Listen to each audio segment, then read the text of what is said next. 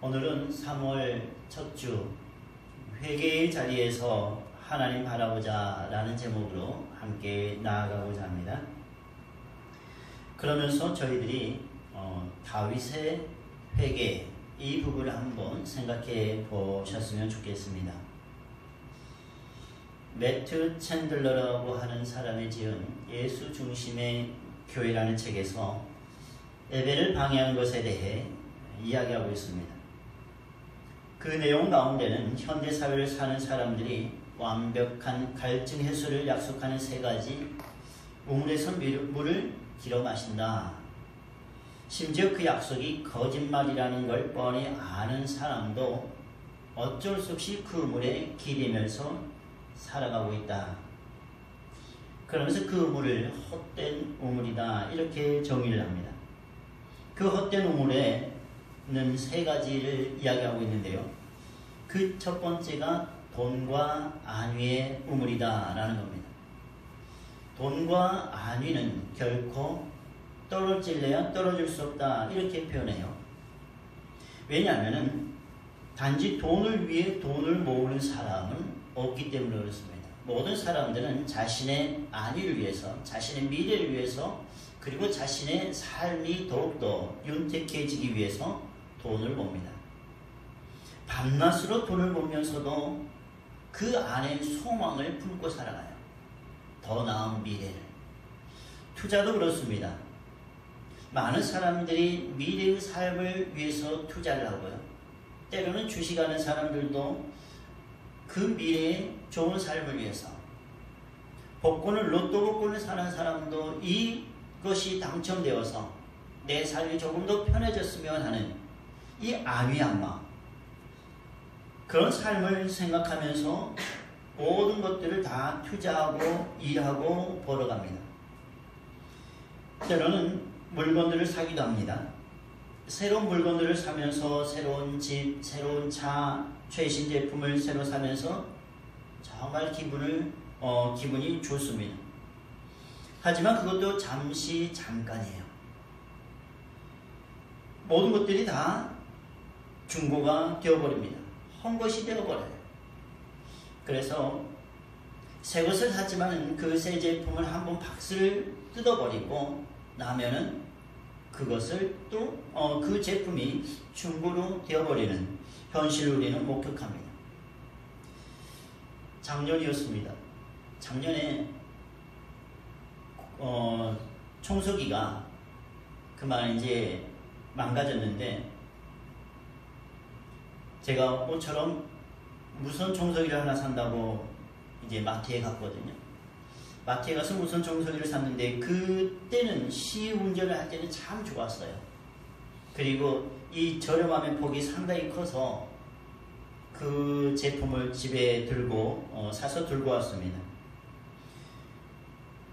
그러면서 그 제품을 이제 한번 어떻게 현재 집에서는 어떻게 할 수 있을까 하고 그 박스를 뜯고 모든 것들 다 조립하고 한번 시동도 켜지 않고 움직여 봤는데 실제로는 무겁더라고요. 약간. 그리고 아이들에게 사용하고 해보겠는데 너무 무거워서 손목이 아프다는 거예요. 그래서 그것을 박스를 다시 원상복귀해서 마트로 찾아갔습니다. 그래서 실질적으로 한번 해보니까 시동은 켜지 않았습니다. 전원 버튼 누르지 않고 한번 밀어봤더니 너무 무거워서 손목이 아프네요 하고 교환을 신청했지만은 그 직원이 자기들은 어쩔 수 없다고 한번 그 박스를 뜯어버리면 그것이 중고가 된다고 그러면서 교환을 해주지 않는 겁니다. 그래서 제가 어떻게 했겠습니까? 그대로 가져왔습니다. 지금 사용하고 있어요. 손목이 아파요.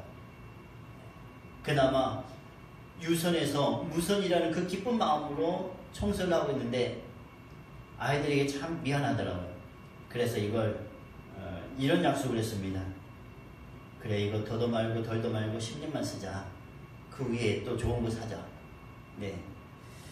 참 그런 것 같아요. 처음에는 새 제품으로 가져와서 참 좋아했었는데 박스를 뜯고 한 번 사용하니까 그것이 헌제품이 되는 것.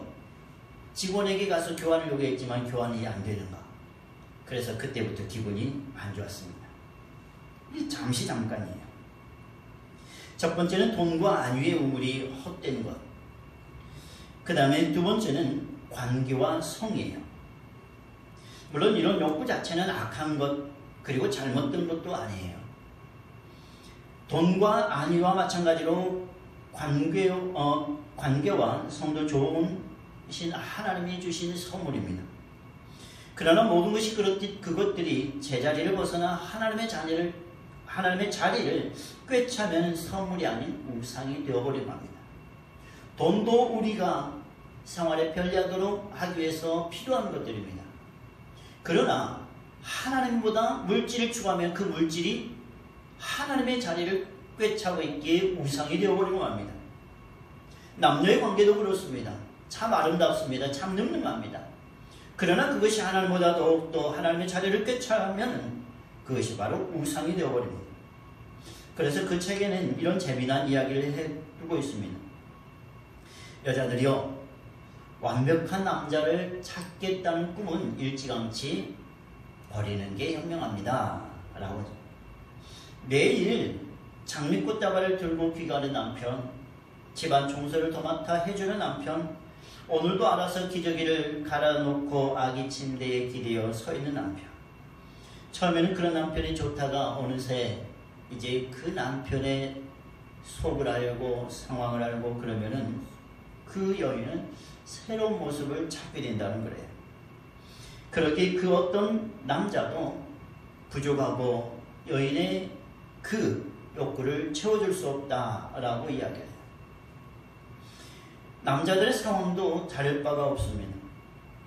처음에는 얼굴이 이쁘고 착하고 해서 또 살림 잘하고 음식 솜씨 좋고 이런 아내인 것 같았는데 또한 남편이 저녁 식사를 마치니 편하게 뉴스나 스포츠 경기를 보게 하는 그 아내인 줄 알았더니 그런 아내가 시간이 지나면서 아이를 낳고 몸매가 흐트러지고 요구하는 것이 늘어납니다.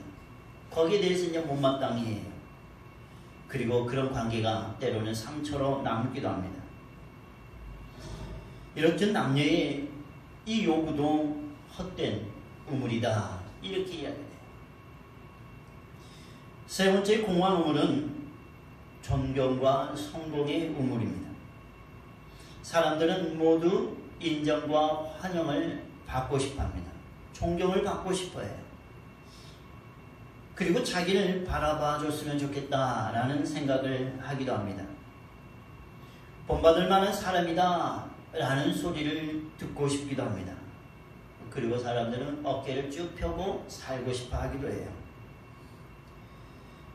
사람들은 이런 모든 우물들을 사랑합니다. 하지만 귀에 듣기 좋은 소리의 효과는 잠시뿐입니다. 오늘 우리의 등을 두들겨준 사람이 내일은 180도 변해 빗을 찌르는 사람도 때로는 있습니다. 아마 이런 많은 것들은 개의 모임에서 많이 일어날 거예요.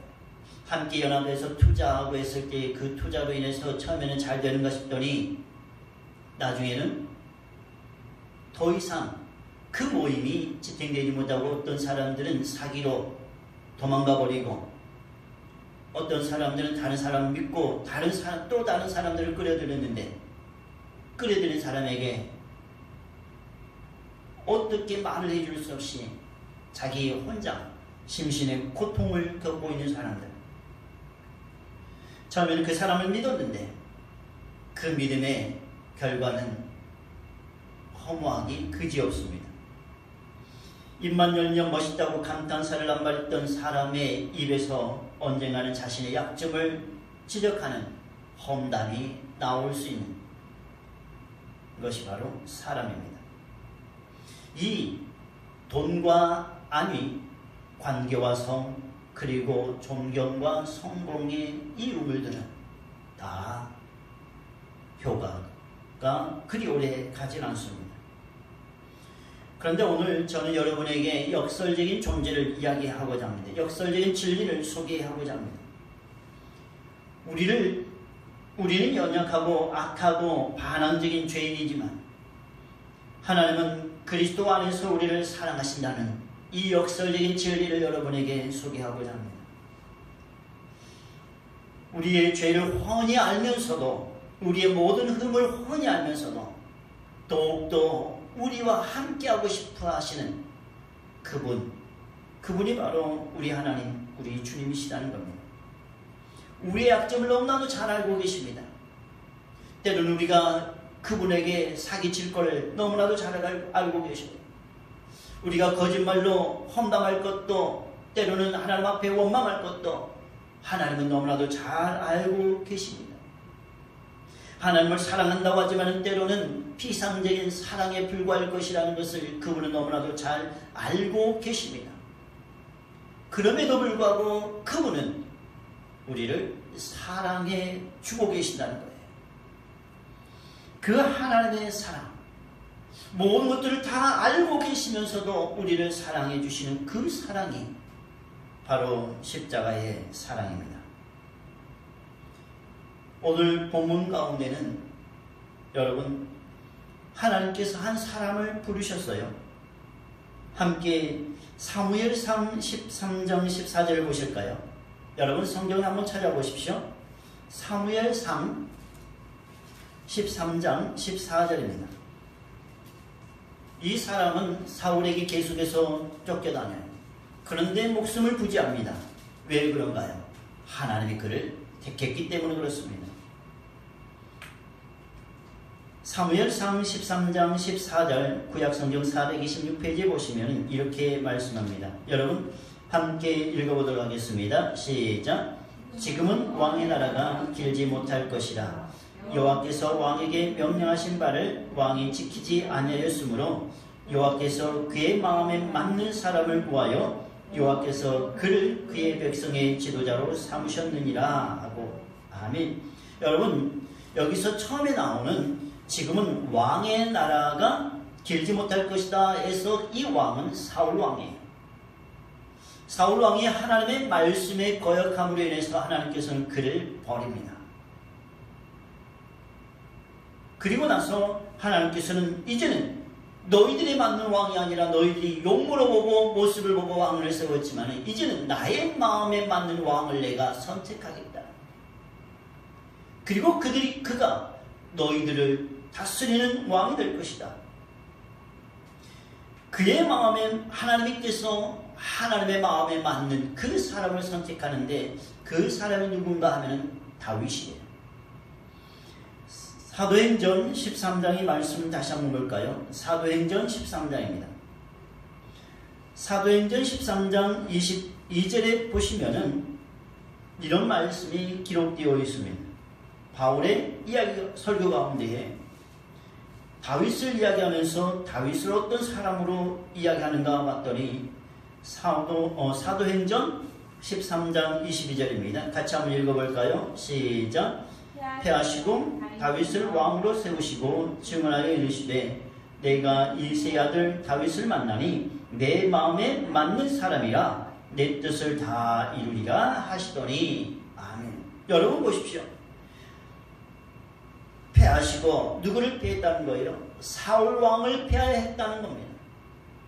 하나님의 말씀대로 순종하지 못했던 그 사울왕, 아무리 좋은 것이라 할지라도 하나님께 바치려고 했지만 하나님께서 그 모든 것들을 다 제하라고 했습니다. 자기 나름대로는 이 모든 것들을 하나님께 바치면 좋겠다 했는데 하나님께서는 그것을 원치 않으셨던 거예요. 다 제하라, 패하라. 그러나 사울은 그의 하나님의 말씀을 듣지 않습니다. 그러자 하나님께서는 사울을 패하시고 다윗을 왕으로 세우시고 하나님의 마음에 맞는 그 사람을 세우시고 증언하여 이르시되 내가 이새의 아들 다윗을 만나니 내 마음에 맞는 사람이다. 내 마음에 합당한 사람이다. 하나님께서는 다윗을 인정해 줍니다. 이때까지는 참 잘 나갑니다. 다윗이 너무나도 하나님 마음에 흡족하게 생활해 나갑니다. 그러나 그에게도 흠이 있습니다. 관계와 성에 빠져버려요.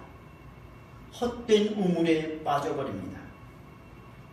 마치 사마리아 여인이 남편 5이 있는데도 거기에 만족하지 못하고 또 한 남성을 찾고 함께 살아가고, 남자도 그렇습니다.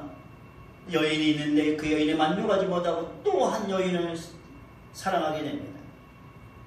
이것이 하나님 보시기에 악하다는 겁니다. 여러분, 사무엘하 11장의 말씀을 보시면은 다윗이 왕궁에 올라가는데 그 왕궁에서 저 멀리를 보니까 한 여인이 목욕하는 것을 보게 됩니다. 여러분, 시야에 들어오는 것은 어쩔 수 없습니다. 보이는 거예요. 의지적으로 보려고 하는 것이 아니라 일단은 보였습니다. 그런데 그 보였던 것이 이제는 보려고 노력해요. 무의식적으로 봤던 것들이 이제는 의식을 가지고 함께 보려고 합니다. 거기에 죄라는 것이 싹트게 됩니다. 그 여인을 보는 것이 아니라 그 여인의 아름다움을 보는 거예요.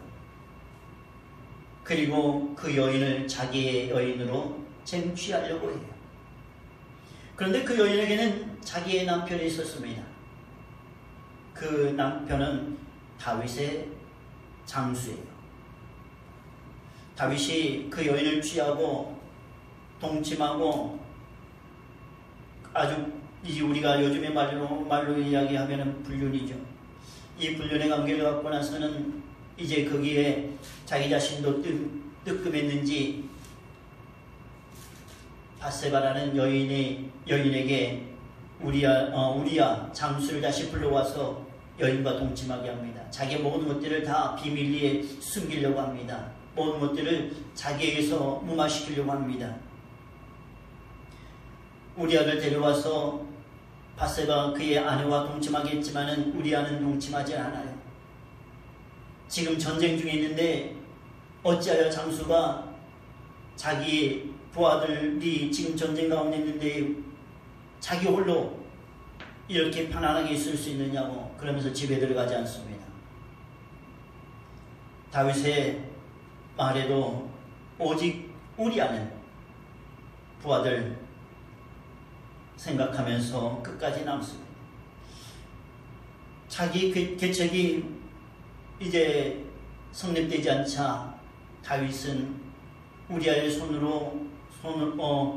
우리아의 편으로 요압에게 편지를 써서 보내요.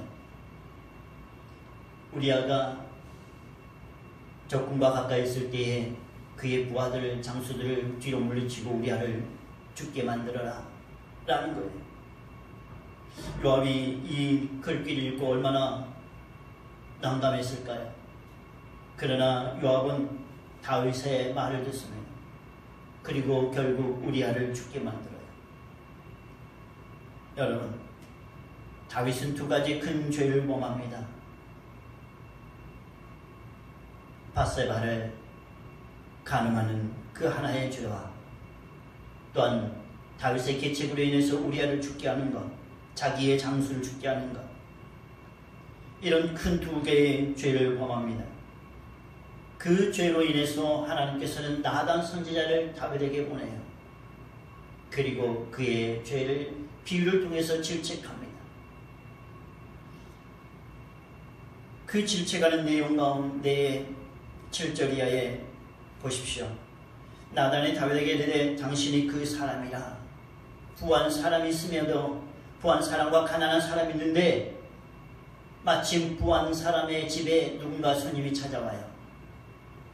그런데 부한 사람은 자기에게 있는 재물로 그 사람을 접대하는 것이 아니라 가난한 사람에게 있는 것을 빼앗아서 자기에게 찾아오는 손님을 접대해요. 이 사람이 바로 당신이라고 나단 선지자는 다윗에게 질책합니다. 그런데 여러분, 왕의 권위가 뭡니까?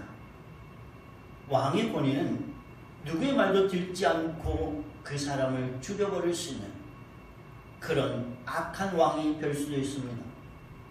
누가 말을 하지 못합니다. 나단 선지자를 죽일 수 있습니다.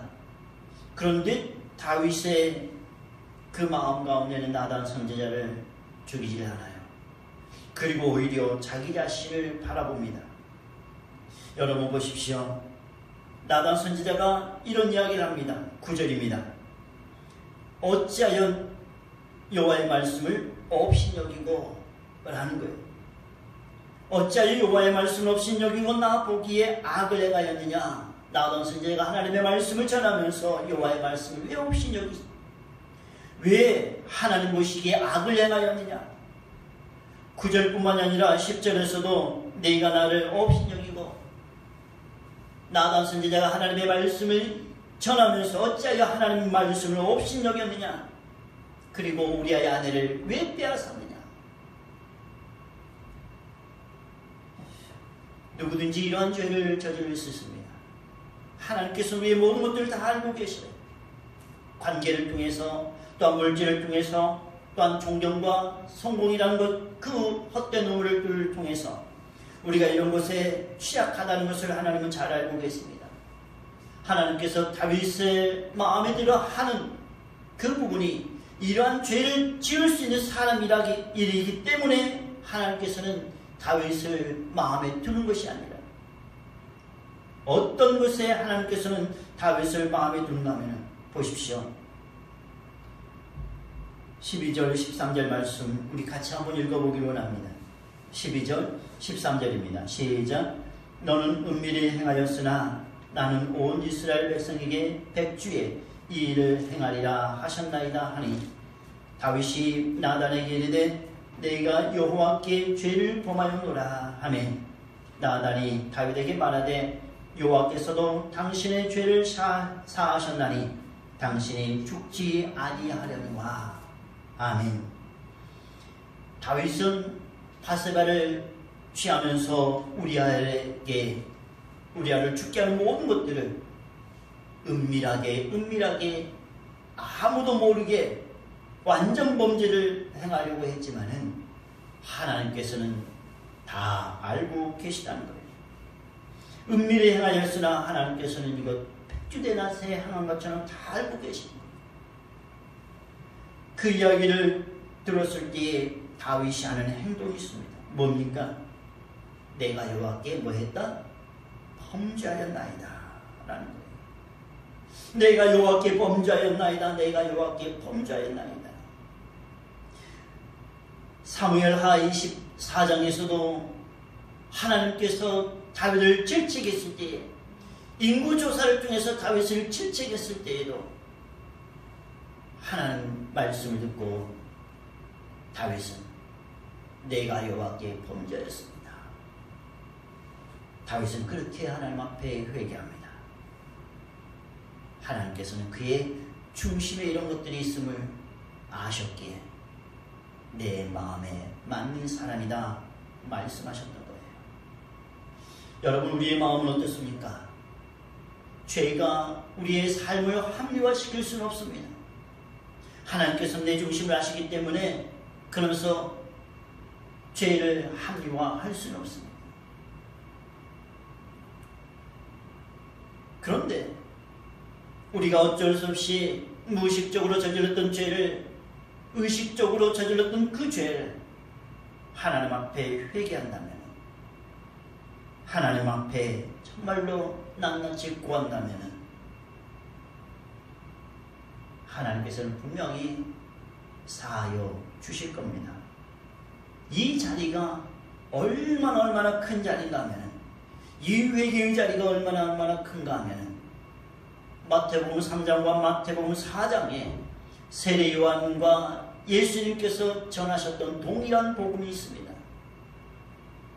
기억하십니까? 회개하라, 천국이 가까웠느니라. 하나님의 나라 앞에 회개의 자리를 마련해 놓고 계시다는 거예요. 천국에 들어가 보기 위해 분명한 것은 회개의 자리에 우리는 앉아야 한다는 겁니다. 요한일서 말씀입니다. 요한일서 1장 5절 이하의 말씀은 이렇게 말씀합니다. 특별히 8절입니다. 만일 우리가 죄 없다고 말하면 스스로 속이고 또 진리가 우리 속에 있지 아니할 것이요 만일 우리가 우리 죄를 자백하면 그는 미쁘시고 의로우사 우리 죄를 사하시며 우리를 모든 불의에서 깨끗하게 하실 것이요 만일 우리가 범죄하지 아니하였다면 하나님을 거짓말하는 이로 만드는 것이니 또한 그의 말씀이 우리 속에 있지 아니하니라 라고 말씀합니다. 사랑하는 여러분, 우리가 추구하려고 하는 것이 무엇입니까? 돈입니까? 안위입니까?